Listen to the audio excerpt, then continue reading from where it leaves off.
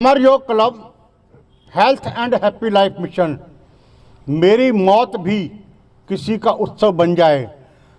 सामाजिक विषय काफ़ी संवेदनशील होते हैं और सभी की भावनाएं जुड़ी होती हैं। सामाजिक विषयों पर मेरे पास कम जानकारी होने के कारण मैं अपने विचार स्पष्ट नहीं कर पाता।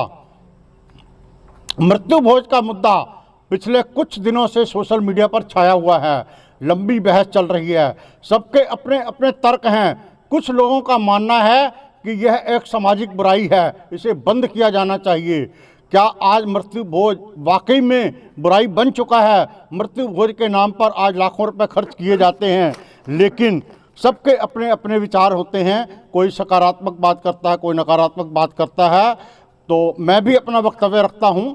जबकि मृत्यु भोज एक सामाजिक ढांचे का अभिन्न हिस्सा है। वास्तव में मृत्यु भोज एक सामाजिक अनूठी व्यवस्था है जिसे दिखावे के चक्कर में हमने विकृत कर डाला है। वक्त के साथ इसमें जो बुराइयां आई हैं, बस उन्हें दूर करके इसे मूल स्वभाव में पुनः स्थापित किया जा सकता है। आज इसी विषय की पूरी जानकारी देने की मैं आपको कोशिश करूंगा। आज का विषय मैं अपने एक मित्र हैं उनको समर्पित करना चाहता हूं, क्योंकि उन्होंने सोशल मीडिया पर जब से पढ़ा है तब से मेरे उनके टकराव चल रहा है। वो अपने तर्क लिखते हैं तो मैं अपना लिखता हूं। जब से सोशल मीडिया पर मैंने पढ़ा है तब से मेरा टकराव चल रहा है। लोग आग्रह करते हैं, वे मना करते हैं। तो कई दिन से सोशल मीडिया पर मृत्यु भोज का एक मैसेज वायरल हो रहा है जो बड़ा ही मार्मिक संदेश है कि मृत्यु भोज का बहिष्कार करो, और उस मैसेज से कुछ लोग प्रभावित भी हैं। मृत्यु तो एक अटल सत्य है। थोड़ा सा यदि हम पीछे चले जाएं तो आदमी शतायु और स्वस्थ होकर के जाता था। पहले आपने देखा भी होगा कि कोई पुराना आदमी, बुढ़े लोग मरते थे तो बड़े झंडिया झुंडिया लगा करके और आराम से उसका बैंड बाजा लेकर के जाते थे।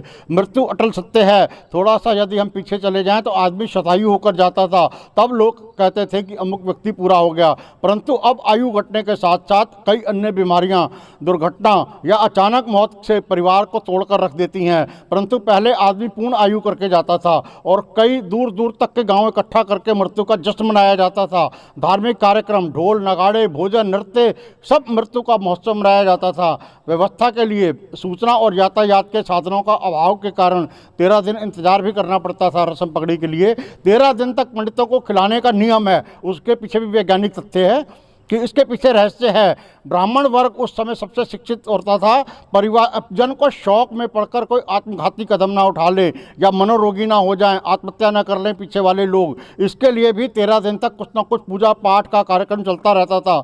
मृत्यु के बाद दिए जाने वाले भोजन, पंडित, दामाद, समधी की बेटी, परिवार वालों को स्मृति चिन्ह भी दिया जाता था, कोई ना कोई गिफ्ट दिया जाता था। इसके पीछे का कारण यह था कि मृतक के जाने के बाद उसकी संबंधियों का घर से नाता बना रहे, परिवार एवं रिश्तेदार एकजुट रहें। परंतु समय ने करवट बदल ली है। आजकल किसी के पास समय नहीं है और व्यवस्था भी ऐसी कि एक दिन में आप सूचना व्यवस्था दोनों को इकट्ठा कर सकते हैं। हर समाज के अपने अपने संस्कार होते हैं, परंतु मुख्य रूप से जीवन में 3 उत्सव मनाए जाते हैं। पहला जन्म का, दूसरा शादी का और तीसरा अंतिम मृत्यु का।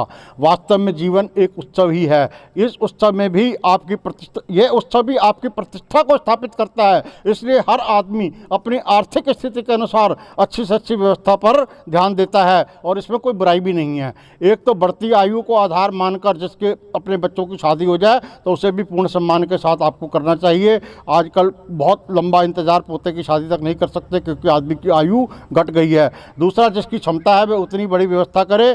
ज़्यादा कर्ज लेकर और ज़्यादा लोगों के दिखाने के चक्कर में शादी व मृत्यु के अवसर पर अगर ज़्यादा खर्च ना करे तो ये सामाजिक ढांचा हमारा आज भी उतना ही बुनियादी ढांचा मजबूत हो जाता है समाज का जितना पहले था।